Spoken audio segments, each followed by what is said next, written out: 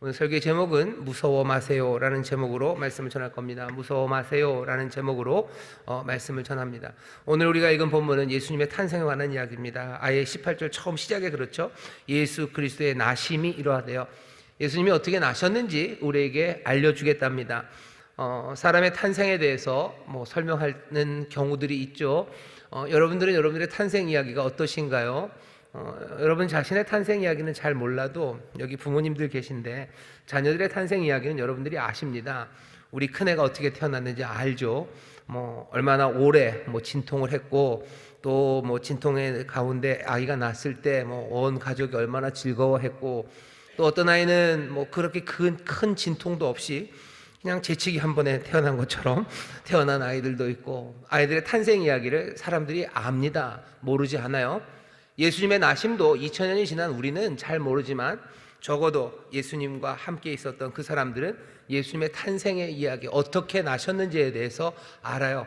어떻게 태어난지를 모르는 사람, 모르는 아이는 없습니다. 늘 탄생이라는 건 그렇게 중요한 사건이고요. 그냥 어떻게 된 건지 모르게 태어나는 아이, 그런 아이는 없어요. 오늘 여기 예수 그리스도의 나심, 우리는 모르지만 마태는 이 그리스도의 나심을 우리에게 설명해주고 이 이야기를 전해주려고 합니다. 왜냐하면 나중에 얘기하겠지만 예수님의 나심에 대해서 여러 말들이 많았기 때문입니다. 여러 말들이 많았어요.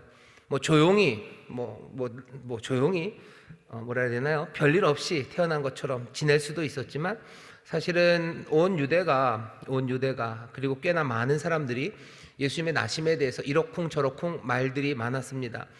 그 증거가 있지요. 여러분들 요한복음 보시면요, 요한복음 8장입니다. 제가 한번 찾아볼까요? 요한복음 8장 41절에 보시면 예수님께서 야단치시는 데가 나와요. 너네들 하는 일들 보니 너네들 하는 일들은 하나님의 일 아니에요. 아브라함의 자손이면 아브라함의 자손답게 행동해야 되는데 너희들이 하는 일들 보니까 아브라함의 자손의 일이 아니라고.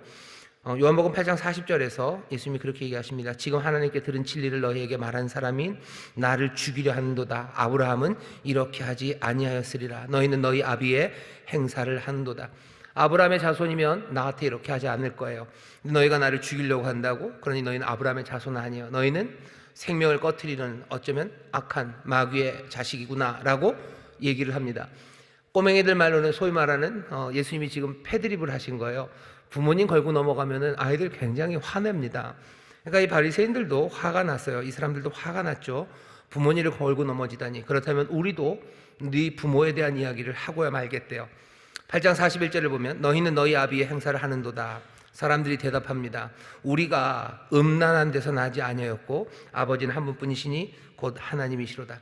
우리는 음란한 데서 나지 않았다라고 얘기합니다. 그 얘기는 뭔가 암시 같지만 너 예수 당신은 음란한 데서 났지, 하지만 우리는 음란한 데서 났지 않았다라고 지금 말하는 겁니다. 그런 거 보면 꽤나 많은 사람들이 예수님의 탄생에 대해서 이러쿵저러쿵 말들이 많아요. 음란하게 났다는 거죠. 요셉과 마리아가 정혼을 했어요. 정혼하고 제대로 결혼하지 않았는데 아이가 태어났다는 이야기는 그 당시에 꽤나 유명한 소문이었던 것 같습니다. 예수님이 그냥 조용히 나사렛의 목수로 살았다면 그냥 동네 사람 몇 명이 알고 그쳤을 건데, 이제 전 이스라엘의 위대한, 어쩌면 무슨 새로운 스타처럼 예수님이 드러나고 나니까 사람들이 그 뒷 배경들 이야기들 이러쿵저러쿵 하죠. 얘기 들어보니 요셉 마리아 둘 사이의 아들, 목수의 아들인데 동네 사람들 말 들어보니까 아직 결혼도 취하지 않았을 때 마리아가 낳았다네. 둘 중에 하나죠. 결혼하지 않았지만 남녀가 성관계를 통해서 태어났어요. 그것만 해도 별로 좋지는 않아요. 게다가 눈치를 보니 요셉은 자기가 아니라고 자꾸 말하면서 성령 얘기하는데 결국 성령 얘기는 믿기 어렵고 그냥 요셉 지가 아니라고 그러는 거 보니 마리아는 어쩌면 그냥 혼 전에 아이를 갖게 된 것, 그거 넘어서 뭔가 다른 이야기가 있나 보다 하는 여러 가지 구설수가 그냥 그 온 유대 그리고 이스라엘에 예수님에 관해서 있었던 게 분명합니다. 예수 그리스도의 나심에 대해서 설명하겠대요.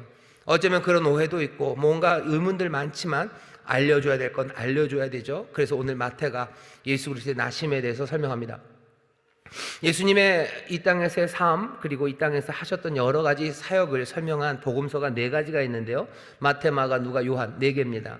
네 개 중에서 예수님의 탄생에 관해서 모든 게 말할 것 같지만 아니에요. 마태 그리고 누가만 예수님의 탄생에 대해서 얘기합니다. 마가복음 그리고 요한복음은요, 예수님의 탄생에 대한 이야기를 아예 언급하지도 않아요. 마가복음 어떻게 시작하죠? 그냥 빵 하고 시작됩니다. 예수 그리스도, 하나님의 아들 예수 그리스도 복음의 시작이다 하면서 훅 시작하죠. 그러면서 나오는 건 광야에 있었던 세례 요한 이야기서부터 마가복음은 그냥 바로 시작을 합니다. 마가복음은 예수님의 탄생에 대한 이야기가 없어요. 요한복음도 마찬가지입니다. 요한복음은 어떻게 시작해요? 어쩌면 더 빵 하고 시작합니다. 태초에 말씀이 계시니라 하면서 이 말씀이 하나님과 함께 계셨고 이 말씀이 하나님이시다 하면서 예수님의 시작을 태초서부터 설명해요. 태초부터 설명해서 쭉 내려오다 탄생 얘기하면 좋을 텐데 아니요, 그렇게 하지 않습니다. 탄생 얘기하는 대신에 말씀이 육신이 되어 우리 가운데 오셨다라고만 설명해요. 어떻게 탄생? 아니, 말씀이 육신이 되어 우리 가운데 오셨고 우리가 그 영광을 보니 독생하신 하나님 독생자의 영광이고 은혜와 진리가 가득했다고. 사람들 하나님 본 사람 없지만 여기 이 아들을 본 사람은 하나님을 본 사람이라고. 그렇게 얘기하면서 또 누구? 세례 요한 이야기로 예수님의 복음서, 예수님의 삶과 그 사역을 설명합니다. 마가 요한은 그러니까 좀 비슷해요. 뭔가 그냥 한마디 빵 하고요, 그 다음부터 세례 요한부터 시작해죠. 마태랑 누가는 좀 다릅니다. 마태도 누가도 예수님의 탄생에 대해서 우리에게 알려줍니다. 근데 재밌는 건 마태복음에서 그리고 누가복음에서 예수님의 탄생에 관해서 얘기하는데요, 조금 그 탄생의 상황에 대해서 뭔가를 말해주는 사람, 그 보는 시각이 둘이 달라요. 마태는 누구의 시각입니까? 요셉, 아버지 요셉. 무엇입니까? 유전적으로 아버지는 아니겠지만 어쨌든 아버지 요셉의 시각이고요. 누가복음은 여인입니다. 마리아의 시각으로 그 탄생의 이야기를 설명합니다. 누가복음 여러분들 잘 생각해 보세요. 거기 보면 마리아라는 젊은 처녀가 나옵니다. 하나님의 천사가 와서, 가브리엘이 와서 수태를 고지하죠. 너 아이를 가졌다. 그 얘기를 듣고 마리아가 두렵고 떨리고 막 이래요. 하지만 그래도 이 마리아는요, 흥분되어 있습니다. 나 같은 여인을 내가 그 은혜를 받았냐고, 내가 그 은혜를 받은 사람이냐고 흥분하고 있어요. 뒤에 보면은 노래하죠. 노래하고 찬송하고 마리아는 너무너무 즐겁고 흥분되어 있습니다. 사실은 굉장히 떨리는 일이에요. 하지만 마리아는 아니죠. 주의 계집종이오니 주의 말씀, 주의 뜻이 내게서 이루어지겠다고. 여기 갈릴리의 이 젊은 처자는요, 자신이 하나님의 메시아를 낳을 것, 그것에 대한 흥분, 그것으로 그냥 찬송하고 기뻐하고 흥분하고 있어요. 그게 누가복음이 우리에게 전하는 거야. 탄생의 기쁨입니다. 기대입니다. 소망, 그것이 가득해서 들뜬 톤으로 지금 예수님의 탄생을 그려내요. 마태복음은 좀 아닙니다. 보셔요. 요셉의 이야기예요. 마리아 얘기는 좀 안 나오죠. 요셉의 이야기, 갈릴리의 목수 청년의 시각에서 예수님의 탄생을 보여줍니다. 자기의 약혼녀가 임신했다는 이야기, 그것도 성령으로 잉태했다는 이야기에 마리아처럼 즐거워할 수도 있어요. 하지만 요셉은 그렇게 즐겁고 흥분된 모습이 아닙니다. 굉장히 차분해요. 차분하고 조용한 갈릴리 청년이 지금 이 사건 앞에서 하나씩 하나씩 그 일을 해결해 나가고 있습니다. 똑같은 탄생이요. 하나는 누가복음에서 마리아, 이 여인의 시각으로, 마태복음에서는 요셉, 이 남자의 시각으로 예수 그리스도의 나심을 설명합니다. 이런 게 우리가 마태랑 누가가 그렇게 해요. 이런 일이 처음 있는 일인가? 아니요, 그렇지는 않습니다. 그런가요? 시간상 사실은 아나크로니즘 이런 건데, 여러분 그 소설, 영화도 나왔었죠. 냉정과 열정 사이라는 소설이 있습니다. 냉정과 열정 사이 보면은 하나는 책도 하나는 뭐죠? 블루예요. 파란 거. 하나는 진한 주황색. 우리 교회 쓰는 그런 주황색처럼 로쏘, 블루 그래가지고 이탈리아 말로 빨강 그리고 파랑입니다. 두 책이에요. 똑같은 사건 하나죠. 어디죠? 피렌체 두오모 성당에서 사랑하는 연인이 만나고, 이 책과 소설, 이 소설이랑 영화가 나온 다음에 일본 사람들이 그렇게 많이 이탈리아 피렌체를 갔다고 하는데, 그 냉정과 열정 사이도 그런 겁니다. 같은 사건을 남자 그리고 여자, 남자가 하는 이야기예요. 여자가 하는 이야기예요. 그러면서 그 두 책을 같이 보면서 우리가 무슨 일이 일어났는지 남자의 시각에서 여자의 시각에서 보는 냉정과 열정 사이 그런 소설이 있습니다. 거기 보면 뭐 서로가 대화를 하지는 않아요. 그냥 남자의 이야기를 들려주고 여자의 이야기를 들려주면서 이 둘 사이에 뭐 그것들을 해결해 주려고 누가 끼어드는 사람은 없죠. 아, 그런가 보다 하면서 이야기를 봅니다. 마태와 누가도 마찬가지예요. 마태복음 누가복음에서 왜 마태복음에서는 여기 마리아한테 온 천사 이야기가 왜 천사가 여기 마태복음에서 가브리엘이 왜 안 나오냐고. 아니 누가복음을 읽으면서는 왜 요셉한테 한 얘기가 안 나오냐고. 그렇게 그 두 개를 갖다 맞추려고 애쓸 필요 없어요. 마태도 그렇게 안 합니다. 누가도 그렇게 안 합니다. 그냥 요셉의 시각에서 마리아의 시각에서 예수님의 나심에 대해서 우리에게 그냥 설명해 줄 뿐이에요.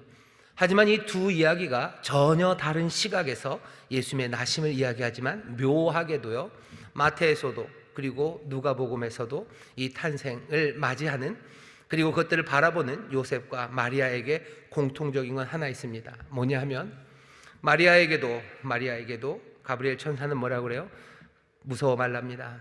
가로되 마리아여 무서워 말라. 1장 30절에 무서워하지 말래요. 요셉에게도 마찬가지입니다. 오늘 여기 1장 20절 보면 네 아내 마리아 데려오기를 무서워 말라. 요셉 무서워하지 말아라. 그리고 마리아에게도 무서워하지 말아라 라고 말해요.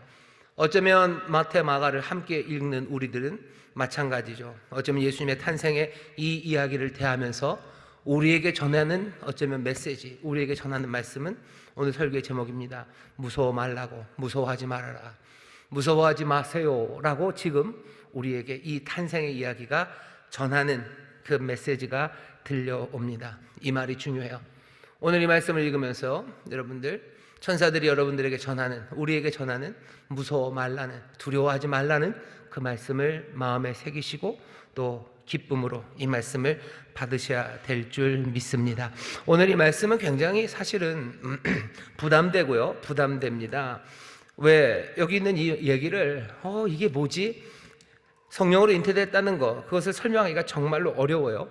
그러니까 예수 믿지 않는 사람들 아니면 기독교를 믿는다고 예수 믿는 사람들 중에서도요, 이런 종류의 말씀들, 특별히 어디 구약에서 무슨 도끼를 던졌는데 도끼가 무슨 물에 빠졌던 도끼가 떠오르고 이런 거 그거야 그냥 구약 시대니까 그런다 보다 싶지만, 여기 우리가 믿고 우리가 붙잡는 예수 그리스도 그분의 나심에 대해서 이만큼의 이해하기 어려운 기적의 이야기가 담겨져 있다는 것을 조금은 부담스러워합니다. 예수 안 믿는 사람뿐만 아니라 예수님 믿는 사람들도 마찬가지죠. 굉장히 당황스럽죠. 이거 어떡하지? 정말로 성령으로 잉태됐다는 거, 이걸 도대체 어떻게 받아들여야 될지 잘 몰라요. 그러면서 생각하는 거죠. 이런 이야기 없었으면 좋겠어요. 그래서 사실은 이런 이야기들 그냥 지나가시는 분들도 많습니다. 이유는 뭐예요? 봐라, 마가복음 봐라, 요한복음 봐라, 이렇게 어려운 이야기 필요 없다는 거죠. 예수님의 나심이 꼭 이렇게 정말로 성령으로 잉태하고 이러지 않아도, 마가복음만 읽어도 그리고 요한복음만 읽어도 우리를 위해서 행하신 놀라운 구원의 일들과 그리고 우리의 삶을 바꿔내시는 하나님의 메시지 충분히 우리가 받아들일 수 있는데, 이렇게 불필요하게 이 말씀을 써놔서 우리를 힘들게 만들까 싶은 생각들을 하기도 하고, 또 예수 믿는 많은 사람들 중에 이 이야기는 그냥 사실이 아니라고 단정하는 사람들도 있습니다. 여기도 계신가요? 예수님이 성령으로 잉태하긴 뭘 성령으로 잉태해? 그냥 아닌데, 그냥 여러 가지 스캔들도 많고 예수님에 관한 이런저런 이야기들 그냥 무마하기 위해서 사실이 아닌 것들로 그냥 덮으려는 어쩌면 무모한 시도, 아니면 사람들을 얕잡아 보는 시도 아닐까라고 사람들이 생각하는 그런 말씀입니다. 정말로 사람들이 그렇게 생각합니까? 예수 믿는 사람들 중에 그렇게 생각하는 사람들 많습니다. 소위 말하는 신학자들 중에서도 이런 사람들 많습니다. 기적은 일어나지 않는다라고 사람들이 생각한다는 걸 우리가 잘 압니다. 많은 사람들이 기적은 일어나지 않는다고들 생각해요. 우리가 그걸 잘 알죠. 물론 가끔씩 놀라운 치유 같은 게 생겨요. 기도를 통해서 병들었던 사람이 치유받는 기적을 누립니다. 근데 사람들은 그렇게 생각해요. 기적이라고 말하면 좋겠지만 뭐 기적일 수도 있겠지만 뭐 그런 건 여러 가지 방식으로 설명할 수 있다는 거죠. 뭐 소위 말하는 뭐 플라시보 이런 거예요. 위약 효과죠. 진짜로 뭐 약이 아닌데도 이게 약인 줄 알고 믿고 먹으면요, 그 약의 효과가 나타나는 플라시보처럼 사람이 믿음이 있으면 뭔가 정신적으로 사람 자체라는 게 그렇다는 거예요. 뭐 생각이 바뀌고 그러면 몸에 여러 가지 것들도 바뀔 수 있어서 뭐 놀라운 치유 뭐 그런 거 있을 수도 있다고. 아니면 우리가 알지 못하는 무슨 약의 효과죠. 약의 부작용이 또 사람들마다 다 다릅니다. 그러니까 뭔가 다른 걸 먹었는데 그렇게 될 거라고 생각 안 했는데 이 사람이 아주 특이한 체질과 여러 가지 환경적인 요인으로 뭔가 부작용처럼 사람이 치료를 받을 수도 있다고도 생각할 수 있어요. 그러니 놀라운 치유 뭐 그런 거 일어날 수도 있죠. 하지만 여기 있는 이런 이야기는 그것과는 궤가 다릅니다. 인간 아버지가 없대요. 인간 아버지가 없이 태어났는데 그걸 뭐라고 설명해요? 성령으로 잉태했대요. 사람들의 반응은 이거 좀 과한 거 아니냐, 과한 거 아니냐. 그냥 뭐 넘어가 주겠는데 자꾸 인간 아버지가 아니라 성령으로 잉태했다는 얘기 자꾸 주장하면 사람들이 어떻게 느낍니까? 우리를 도대체 뭘로 보고 이 얘기 자꾸 하냐는 거야. 불필요하다, 안 해도 된다고, 나 예수 믿을 테니까 이 얘기 하지 않으셔도 된다고, 그렇게 얘기하는 기독교인들도 많습니다. 참 많아요. 여기 있는 이 말씀이 우리를 힘들게 만드는 것이면 분명합니다. 기적이 이렇게 일어날 수 있을까라는 의문이에요. 게다가 오늘 이런 말씀은요, 오늘 있는 이 본문, 소위 말하는 동정녀에게서 나셨다는 이 이야기는 그냥 기적을 믿고 안 믿고의 차이뿐만 아니라요, 뭐 약간의 부작용이죠. 교회사 2000년 동안에 약간 묘한 방식으로 사용이 됐어요. 뭐냐면 동정녀는 거룩해요. 하지만 동정녀가 아닌 사람들은 그것보다는 모자라요. 그러니 성적인 관계가 없는 여인이 더 거룩하고 그것이 있는 여인은 그것보다는 못나다고. 왜? 성이라는 것이 사람을 거룩하게 하는 건 절대로 아니에요. 오히려 더 사람들을 추하고 더럽게 만드는 것이라는 생각들을 심어 놓습니다. 그러니 뭐 마리아가 평생을 동정녀로 살았다고 사람들이 믿기 시작해요? 아니요. 근데 성경은 그렇게 가르치진 않습니다. 예수님의 형제가 있어요. 그럼 그 형제들은 다 어떻게 난 거예요? 뭐 사람들이 설명을 하죠. 예수님의 다른 마리아가 평생을 동정녀로 살았다고 믿는 사람들은, 예수님의 형제들은요, 뭐 요셉이 데리고 온 사람일 수도 있고 아니면 입양을 한 사람들일 수도 있고 뭐가 됐든지 마리아가 직접 낳았다는 이야기는 성경에 없으니 예수님의 형제들은 동정녀, 예수님이 태어나신 것처럼 그렇게 성령으로 잉태한 건 아니지만 적어도 마리아가 낳은 사람은 아닌 것으로 말합니다. 하지만 신약 성경이 우리에게 그렇게 가르쳐 주지는 않아요. 뭐 마리아가 직접 낳았다, 뭐 그런 얘기를 쓸 필요도 없는 거죠. 딱 그때만 하나님께서 이 여인을, 이 어린 처자를 하나님의 은혜 그리고 하나님의 역사의 도구라는 말에 무슨 뭐 이용하고 그런 나쁜 개념 빼고서요, 이 여인과 함께 이 여인을 통해서 그 역사를 이루었지. 평생을 이 여인이 그런 식으로 살았다는 뉘앙스 아니면 그런 이야기는 신약 성경에 없습니다. 그런데도 불구하고 뭐 동정녀에서 나셨으니 거룩해요. 그러니 동정녀가 거룩해요. 동정녀가 거룩하니 성적인 관계가 있는 여인들은 나빠요. 왜? 성은 나쁜 거기 때문에. 성이라는 거 추잡하고 그것들은 숨겨야 되는 거예요. 교회 안에서 그런 식으로 생각할 수 있게 만들어낸 어쩌면 부작용도 있어요. 그러니까 이런 말씀 없었으면 참 좋았을 텐데 하는 사람들이 많은 겁니다. 많은 거예요. 마태와 누가는 근데 왜 이런 얘기를 구태여 씁니까? 이런 얘기를 구태여 쓰는 게 자기들도 알아요. 이게 그냥 말을 안 하는 이만 못해요. 이걸 이렇게 만들어서 낸다고? 아니요. 마태가 바보도 아니에요. 이런 얘기를 왜 만들어냅니까? 한 개도 유익하지 않아요. 게다가 여기는 이 이야기는요, 거꾸로 말하면 사람들이 그런 식으로 얘기하죠. 마태랑 누가가 하는 일을 봐라. 여기 지금 마태와 누가가 하는 일은 그 당시 이방 세상에 갖고 있었던 그 신화들을 끌어온 거예요.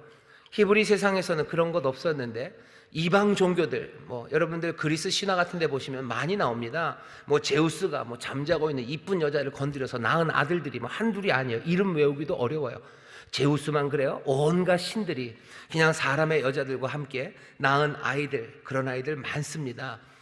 또 그런 아이들은 뭐가 돼요? 영웅들이 돼요. 대단한 뭐 사람과 그리고 뭐 신 사이에서 대단한 영웅이 돼서 어마어마한 일들을 만들어내죠. 그게 이방의 종교들이 갖고 있었던 뭐 역사와 영웅들, 그리고 이 삶의 뭐 즐거움에 대한 이야기가 그렇게 펼쳐져요.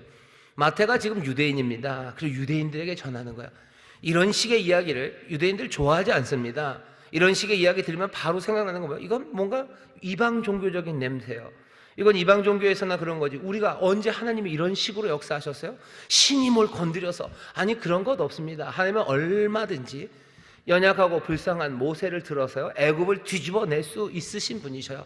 하나님 인생을 통해서도 얼마든지 역사하실 수 있는데, 뭐 하나님이 인간을 건드려서 거기서 난 영웅이, 이런 이야기들 뭐 관심도 없고 이런 이야기들에 혹하지도 않아요. 마태가 이 이야기를 만들어서 유대인들에게, 그리고 유대인 크리스찬들에게 뭐를 어필하기 위해서 이런 이야기를 만듭니까? 지금 마태가 하는 일은요, 만들어낸 이야기 일리가 없어요. 자기한테 훨씬 더 불리한 이야기고요, 그리고 또 사람들이 받아들이기 어려운 기적의 이야기이기도 합니다. 왜 근데 자꾸 이런 얘기를 합니까?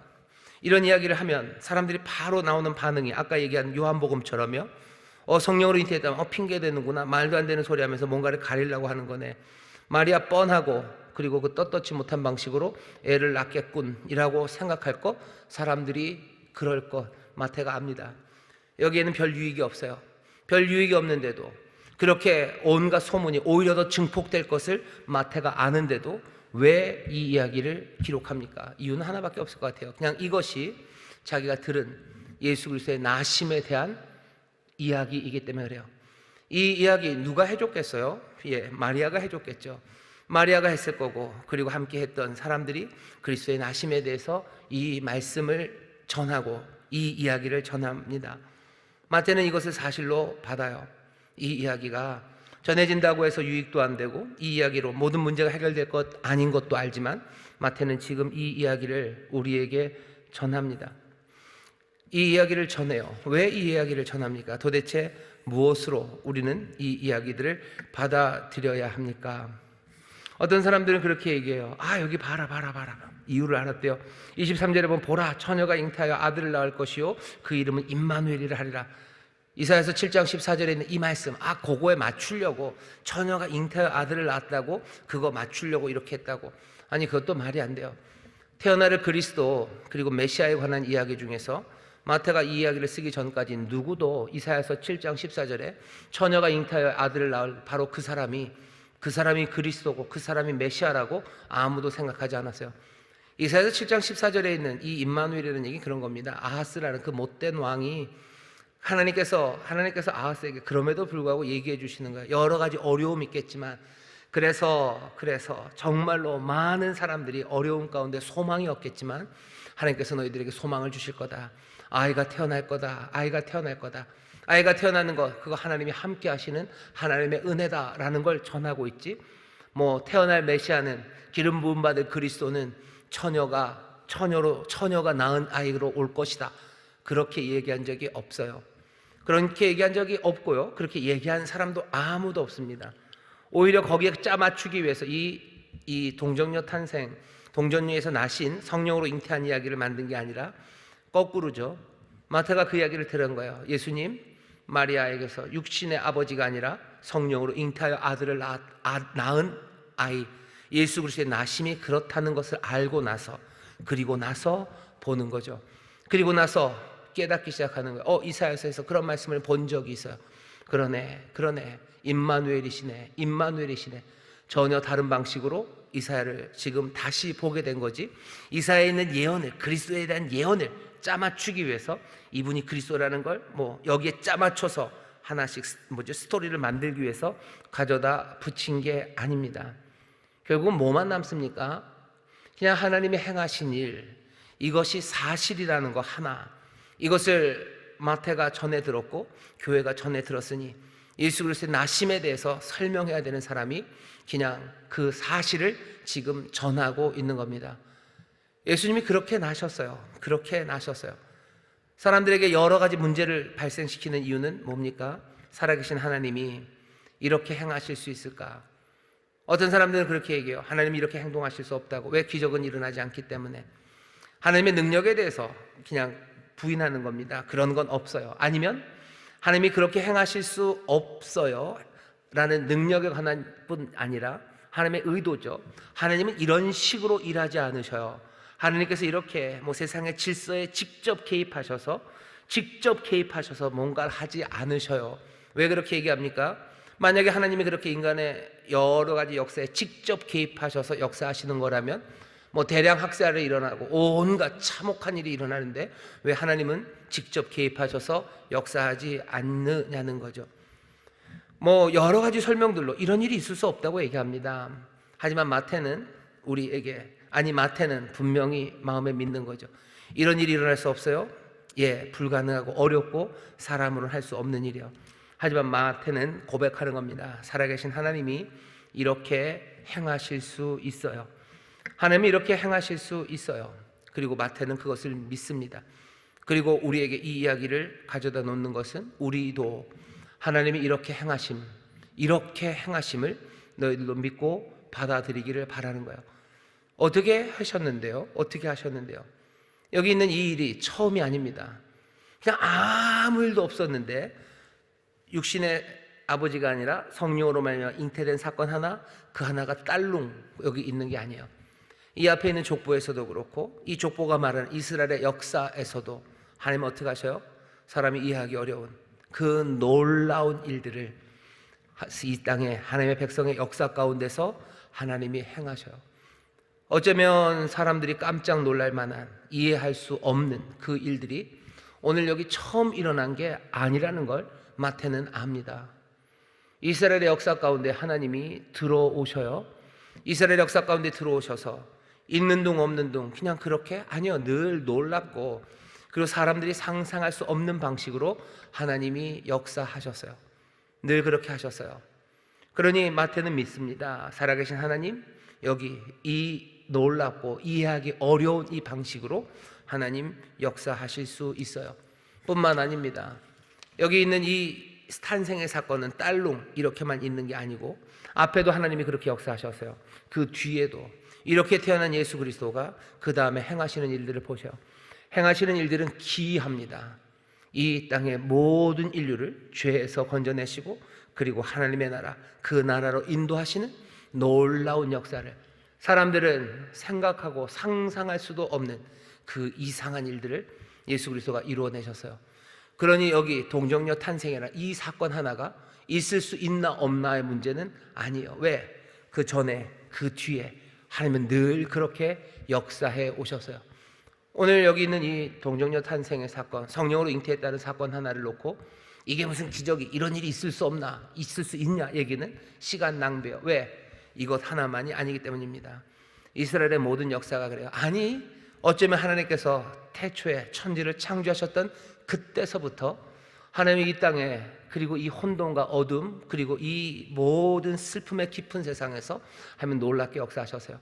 세상을 만드실 때부터 그러셨어요. 말씀으로 세상을 창조하시고 그 모든 것들 안에 생명을 가득 채우실 때부터, 왜 그랬는지 그 이유서부터, 그리고 그 능력서부터 우리는, 그리고 그 지혜서부터 우리가 헤아릴 수 없는 것들로 하나님이 역사해 오셨습니다.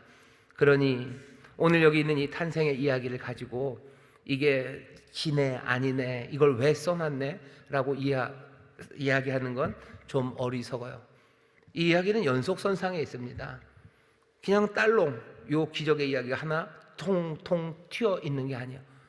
우리의 삶 가운데서, 이 땅의 역사, 특별히 이스라엘의 그 긴 역사 가운데서 하나님이 어떻게 행하셨는지를 보면 지금 여기 벌어지고 있는 이 일이 무슨 일인지 우리는 압니다. 하나님께서 늘 그러셨듯이 역사하시는 거예요. 이스라엘의 역사 가운데로 하나님이 들어오시는 거예요. 들어오셔서 또 늘 그러셨듯이 놀랍게 사람들은 생각할 수도 없는 방식으로 하나님이 역사하시는 겁니다. 하나님이 누구신가 보여주는 거예요. 예수님이 누구신가? 하나님이 누구십니까? 마태는 우리에게 알려줘요. 하나님 이스라엘 역사 가운데로 들어오셔서 놀라운 일들을 행하시는데 그 모든 일을 행하시는 것들은 그 백성들, 그 사람들을 위한 거예요.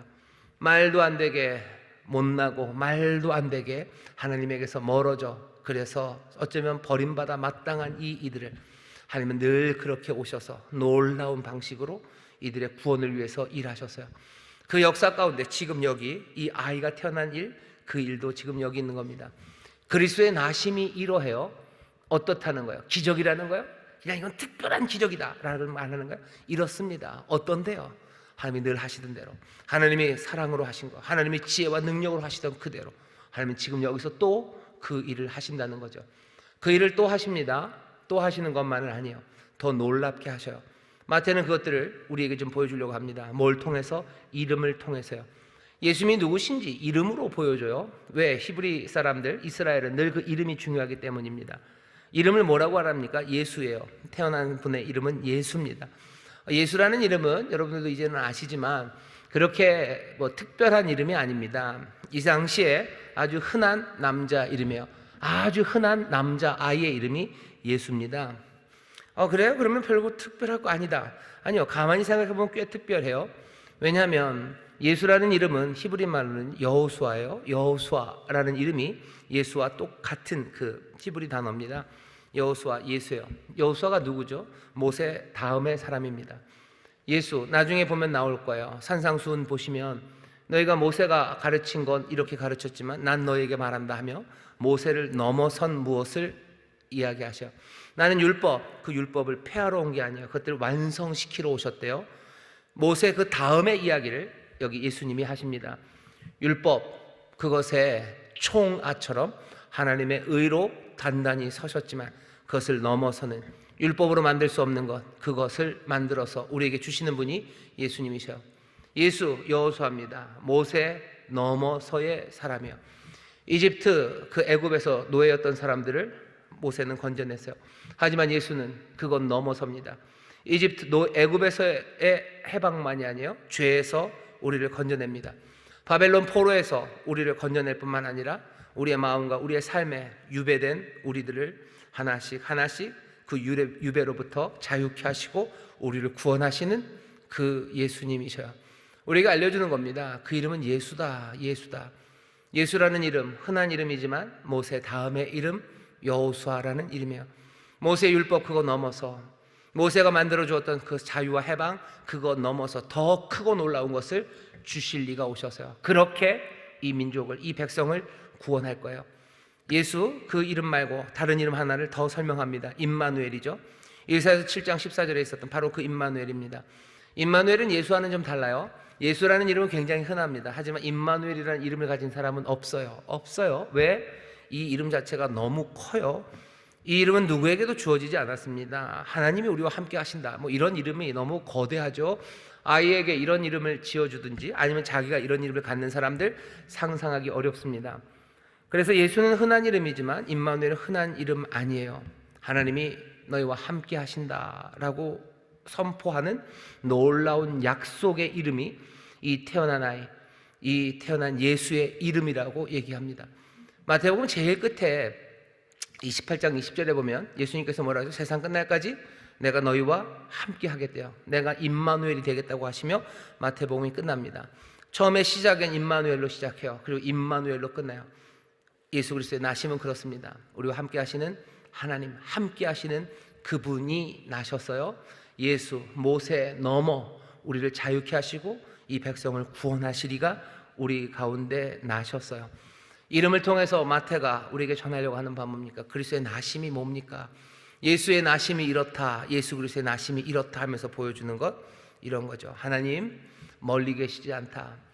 하나님의 나심, 여호와 하나님이라고 알았던 그 하나님의 놀라우신 은혜는 멀리서가 아니라 가장 예기치 않았던 그 자리에 예기치 않았던 방식으로 우리와 함께 하시는 하나님이셔요. 하나님은 늘 그러셨어요. 늘 그러셨어요. 그렇게 함께 하시며 깜짝 놀라게 함께 하시며 무슨 일 하시는 거예요? 그 행동으로 그 백성을 구원해내시는 그런 하나님이십니다. 예수 그리스도의 나심이 이러해요. 깜짝 놀라게 오신다. 오셔서 구원하신다. 이전에도 그랬고 그 이후에도 그럴 거고 예수 그리스도께서 우리에게 오시니 이 놀라운 구원의 일을 베푸실 거예요. 마태는 우리에게 지금 그것을 보여주려고 하는 겁니다. 오늘 이 밤에 크리스마스도 아닌데 마태복음 1장 18절부터 25절을 우리에게 주신 것은 우리에게 이 메시지를 전하려고 하는 거죠. 정말로 하나님께서는 주도적으로 누가 오라고 그런 거 아니에요. 여기 누가 오라고 그럽니까? 무슨 초훈제처럼 오셔요 뭐 기우제 지내서 오신 거요? 아니요. 주도적으로 오십니다. 주도적으로 오셔요. 생각지도 못한, 정말로 생각지도 못한 일을 오셔서 하셔요. 하나님은 그런 분이십니다. 이것이 하나님이요, 이분이 우리 예수 그리스도이십니다. 오늘 그것 알려주신다면 우리는 기대할 수 있어요. 우리의 모든 가능성이 몽땅 다 막혀버린 그 한계의 지점에서 주께서 우리에게 오십니다. 우리에게 멀리서 어떻게 간섭하시는 거 아니에요. 우리에게 오셔서 그 약속을 성취하시며 놀랍고 새로운 그 귀하신 길을 우리 가운데 열어주셔요. 그러니 오늘 우리는 마리아와 요셉에게 천사들이 했던 그 얘기를 똑같이 듣습니다. 무서워하지 마셔요. 무서워하지 마셔요. 내 인생의 모든 가능성이 끝난 것 같고 어디를 보아도 구원의 길이 없는 것 같고 내 삶을 건질 것 없을 것 같은 그때, 하나님은 늘 그렇게 멀리서가 아니라 임마누엘로 함께 하시며 오셔서 놀랍게 아무도 생각하지 못했던 그 일로 우리를 건져내어 주시고 우리의 삶에 정말로 크신 은혜와 선물을 가져다 주십니다. 이 놀랍고 새로운 길을 여시는 분, 그분을 기억하고 그분이 우리에게 오셨음을 마음에 받아 여러분들 어떻게 하셔요? 이제는 인생에 무서워하지 마셔요.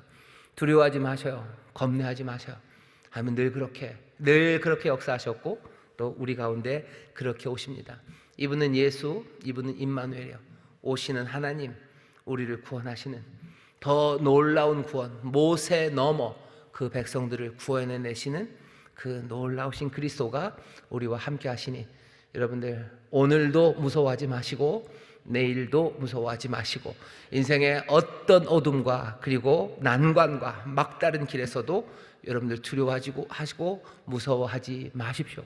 달려가는 많은 사람들은요, 달려가기도 하고 소리 지르기도 하면서 사실은 무서워들 하고 있어요. 이상하게 오감도에서 그렇죠. 아이들이 달리죠. 제1의 아이가 제2의 아이도 계속해서 달립니다. 막다른 길이어도 무섭고 막다른 길이 아니어도 무서워요. 두렵다고 하고 사람들은 두렵다고 하면서 그냥 달리는 거예요. 막힌 길을 달리는지 뚫린 길을 달리는지 몰라요. 하지만 두려워하며 달리고 있죠. 오감도에서 보면 그래요. 하지만 이 오감도에서 보는 이 세상, 그 세상 가운데로 누가 오시는 거예요? 예수 그리스도의 나심입니다. 임마누엘이 오시고 예수, 모세 그 이후 자유 너머의 자유, 구원 너머의 구원을 가져다 주시는 그분이 오셔서 늘 그러셨듯이 하나님 행하시는 구원의 일을 합니다. 그러니 이제 하늘로부터 들려오는 소식이죠. 무서워하지 말라고, 두려워하지 말라고. 오늘 그 말씀이 우리 가운데 들립니다. 비명 질렀던 사람들 무서워하지 마셔요.